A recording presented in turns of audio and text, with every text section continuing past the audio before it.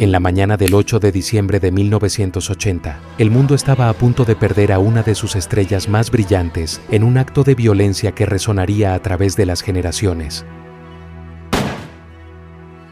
Este no es solo el relato del trágico final de John Lennon, miembro legendario de los Beatles, sino también una exploración de la controversia y el caos que rodearon su vida y su muerte. Bienvenidos a la muerte de John Lennon. Era lunes 8 de diciembre de 1980, a las 7:30 de la mañana en el Hotel Dakota de Manhattan, donde vivía John Lennon. Ese día, John tenía previsto dar una entrevista, realizar una sesión de fotos y volver al estudio para grabar nuevos sencillos con su esposa, Yoko Ono. Aunque era finales de otoño en Estados Unidos y debía hacer frío, esa mañana la temperatura era de unos 12 grados. Lo que John no sabía era que ese sería su último día. A medida que el día avanzaba y caía la noche, la situación se volvía cada vez más oscura para John. Cerca de la medianoche, John y su mujer Yoko llegaron al hotel. Un auto bloqueaba la entrada, por lo que la limusina no pudo acceder y tuvieron que bajar del vehículo. En el vestíbulo del hotel, desde la oscuridad de la noche, alguien susurró: «Señor Lennon». Después de eso, se oyeron los disparos que terminaron con su vida.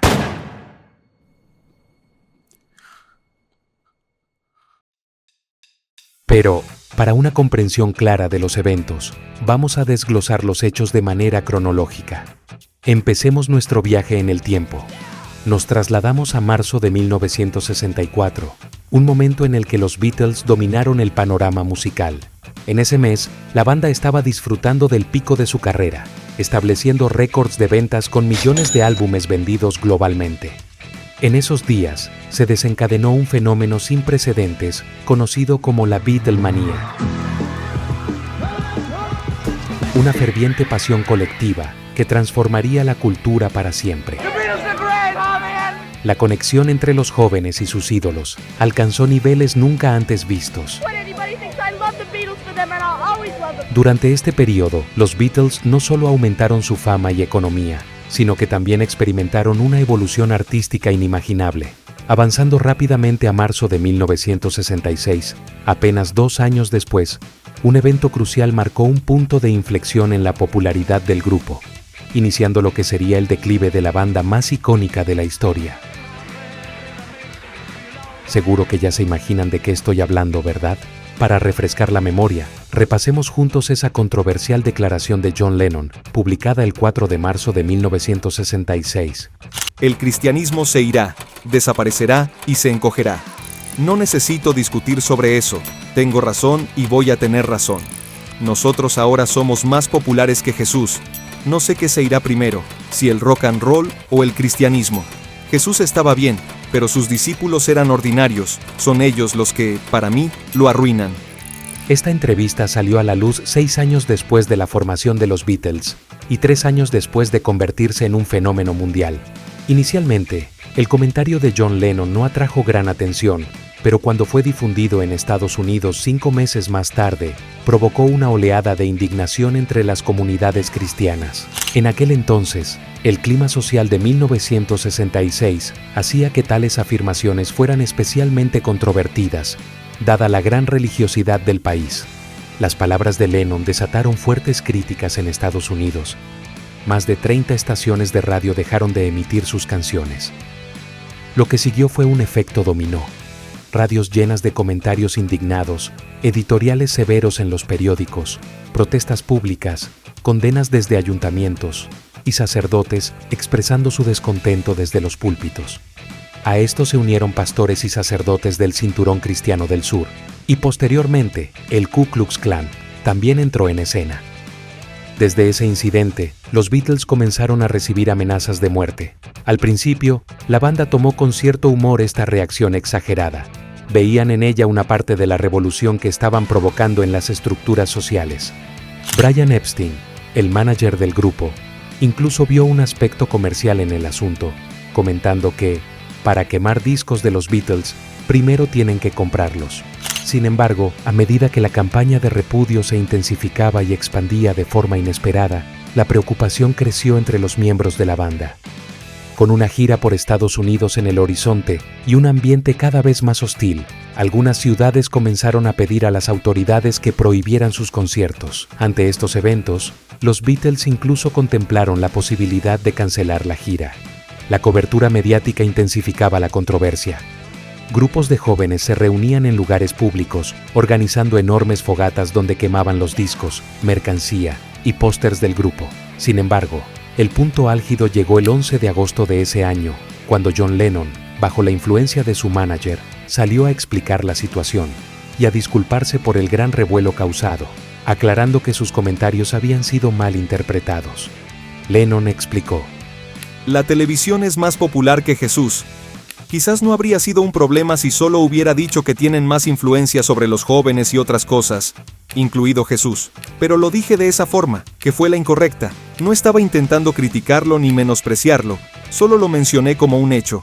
No estoy diciendo que seamos mejores o mayores, ni nos estoy comparando con Jesús Cristo como persona, o con Dios como entidad. Simplemente expresé lo que pensaba y fue un error o se malinterpretó. A pesar de las disculpas y las explicaciones, la controversia no se calmaba. Los Beatles estaban bajo un microscopio y cada pequeña cosa que hacían era motivo de crítica. El descontento crecía tanto que algunos fans incluso hablaban de acabar con su fama o, peor aún, con ellos mismos. Y justo en medio de este caos aparece un personaje clave, Mark David Chapman. Increíblemente, él empezó siendo un mega fan de los Beatles, obsesionado con su música y su estilo. Chapman, en muchas ocasiones, dejó claro que su verdadero deseo era ser famoso, ser una celebridad reconocida a cualquier costo, incluso si eso significaba acabar con la vida de alguien. Y aunque John Lennon terminó siendo su víctima, no era el único en su lista. Tenía otros objetivos famosos como Elizabeth Taylor, Marlon Brando, Jacqueline Kennedy y Johnny Carson. Sin embargo, eligió a Lennon porque era el más accesible. Entonces, ¿cómo fue que Mark Chapman llegó a cometer ese acto tan cobarde? Para entenderlo, necesitamos volver a 1965, el año en que comenzó la etapa más dura de su vida. Desde joven, Chapman vivió en un ambiente familiar muy difícil. Confesó tenerle miedo a su padre, quien abusaba físicamente de él y de su madre. Esta situación lo llevó a huir de casa varias veces, y con apenas 14 años ya había experimentado con todo tipo de drogas. Con una infancia marcada por la pesadilla, el abuso, la depresión y el acoso escolar, Chapman forjó un pasado turbulento que lo empujó hacia un camino oscuro. Fue en medio de este caos personal que comenzó a planear lo que sería el asesinato que terminaría con una era musical. Mientras tanto, la historia de los Beatles continuaba su imparable trayectoria ascendente, aunque no sin controversias. Su estilo único, declaraciones provocativas y las letras de sus canciones siempre daban de qué hablar. Además, no podemos olvidar el famoso rumor que circuló sobre la supuesta muerte de Paul McCartney en un trágico accidente automovilístico en 1966, un tema rodeado de teorías conspirativas que persisten hasta hoy. Pero ese es un capítulo que abordaremos en otro momento. Retomando la vida de Mark Chapman, hacia 1971 se observaron algunos cambios significativos en él. Se convirtió al cristianismo y comenzó a distribuir publicaciones religiosas. Como mencionamos antes, su banda favorita eran los Beatles, cuyas letras, que a menudo hablaban de un mundo mejor, parecían comunicarse directamente con él. Fue durante esos años cuando Chapman descubrió un libro que jugaría un papel crucial en su vida, El guardián entre el centeno, de J.D. Salinger, publicado en 1951. Esta novela, narrada desde la perspectiva de un joven cínico y desencantado con la vida, es considerada un clásico del realismo sucio americano y ha sido tanto inspiradora como controvertida. Mark Chapman afirmó en varias ocasiones que, influenciado por su propia turbulencia mental, fue este libro el que lo inspiró a cometer el asesinato años más tarde. Profundizaremos sobre la historia de este libro en otro momento y entenderás por qué.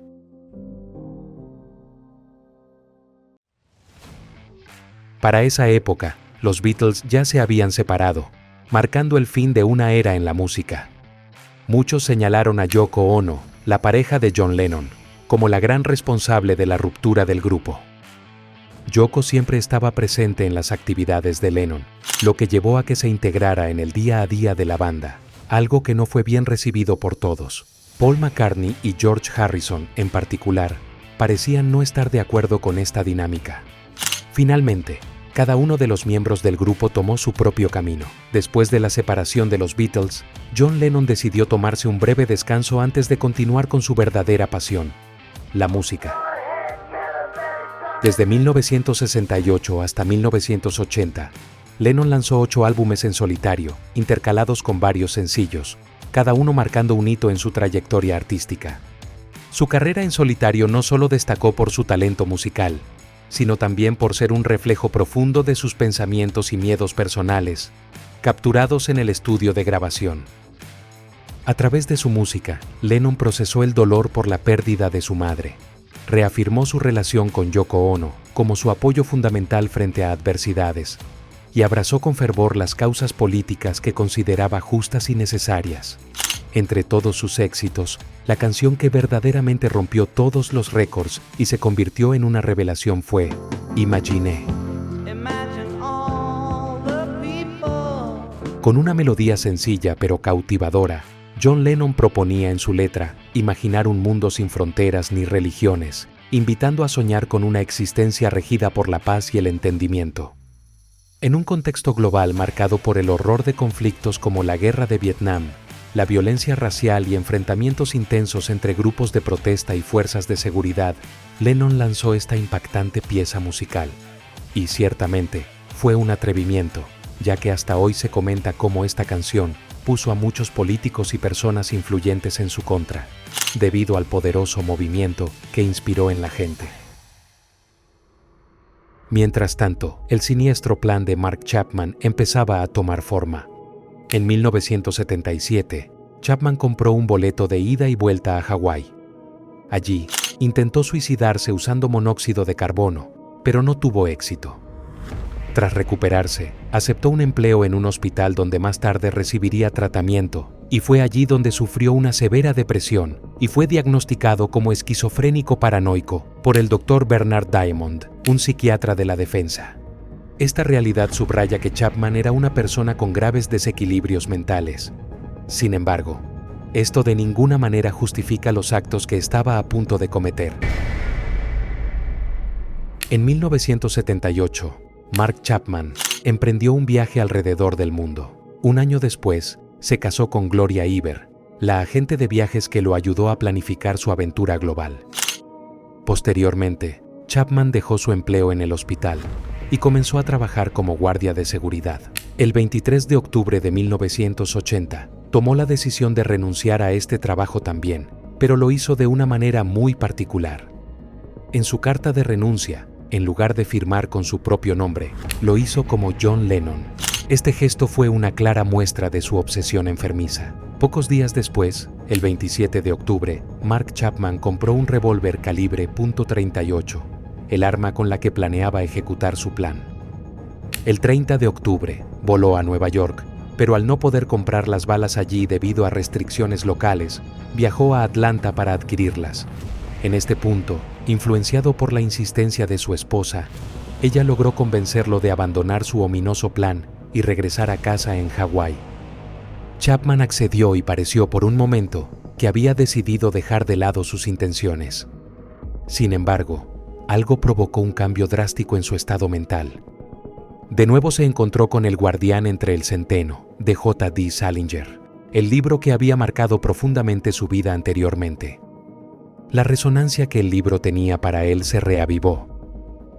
Este encuentro con la novela lo impulsó a retomar sus oscuros planes.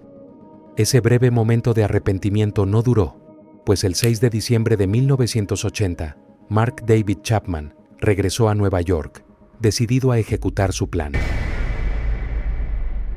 Llegamos así al 8 de diciembre de 1980, un día que quedaría marcado trágicamente en la historia, el último día en la vida de John Lennon.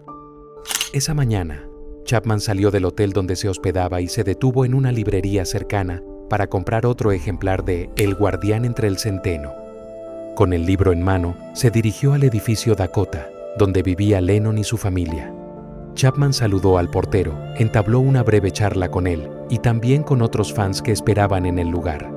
Sin embargo, oculto en el bolsillo derecho de su abrigo, llevaba la pistola cargada, preparada para cambiar para siempre el curso de la historia de la música. Ese día, Chapman pasó el tiempo en los alrededores del edificio Dakota, donde vivía John.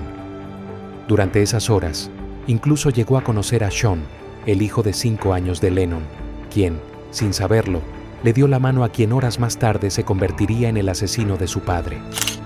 Es importante mencionar que, mientras Chapman rondaba por allí, comenzó a hacerse amigo de los guardias y del portero del edificio. Utilizó estas interacciones para extraer información sobre los horarios de Lennon, incluyendo sus momentos de salida y llegada al edificio. Aunque no está claro el contexto exacto de esas conversaciones, a muchos les pareció extraño que el portero o los guardias revelaran información tan sensible. Esta estrategia de Chapman muestra lo calculador y obsesionado que estaba por llevar a cabo su plan. Ese día, a las 9 de la mañana, John Lennon y Yoko Ono salieron del edificio Dakota para desayunar en el Fe Fortuna. Tras el desayuno, John se cortó el cabello en preparación para una sesión de fotos que tenía programada con la fotógrafa Annie Leibovitz para la revista Rolling Stone. A las 11 de la mañana, llegó el momento de la sesión. John conversó con Leibovitz sobre sus ideas para la portada de la revista. Expresó su deseo de aparecer desnudo, abrazando a Yoko, a pesar de que ella no era muy popular y había cierta resistencia a incluirla en la portada. Leibovitz accedió a su petición y la sesión resultó en una de las últimas fotos en las que Lennon pudo posar. Esta imagen se convertiría más tarde en una de las portadas más icónicas y conmovedoras de la historia de Rolling Stone, capturando a Lennon y Ono en un momento íntimo y poderoso, poco antes de su trágica muerte. Más tarde ese mismo día, a las 5 de la tarde, John Lennon tuvo su primer encuentro con Mark Chapman afuera del edificio Dakota. Chapman, aparentando ser un admirador más, le pidió a Lennon que firmara su copia del álbum Double Fantasy. Después levantó la vista y lo miró directamente, preguntándole, ¿eso es todo lo que quieres? Chapman, sorprendido y tal vez creyendo que Lennon sospechaba algo, se quedó sin palabras. La ansiedad comenzó a crecer en él, preguntándose si Lennon había intuido el plan que llevaría a cabo solo 6 horas más tarde.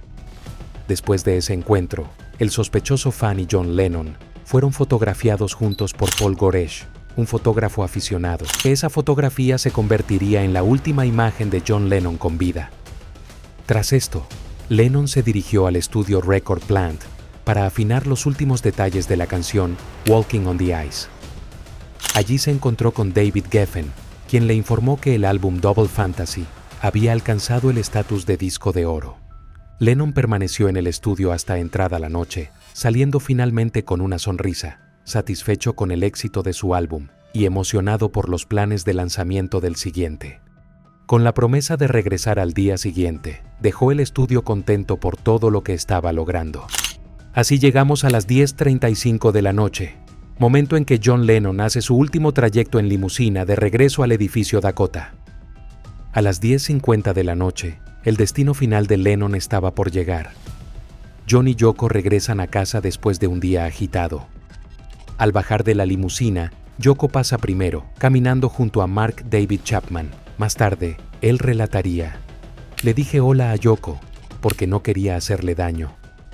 Luego, John se baja de la limusina y pasa frente a Chapman, quien rápidamente saca el arma del bolsillo de su abrigo y dispara 5 veces.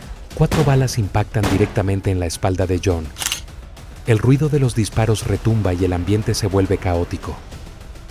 Yoko Ono, en estado de shock, grita desesperada y corre hacia John, pidiendo ayuda a gritos.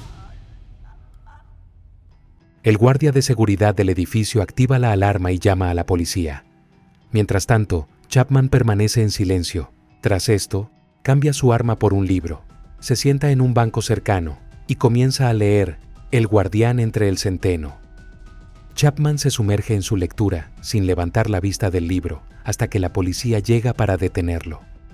A las 10:52 de la noche, Las sirenas resonaban mientras John era transportado de urgencia al St. Luke's Roosevelt Hospital Center, en la parte trasera de una patrulla policial.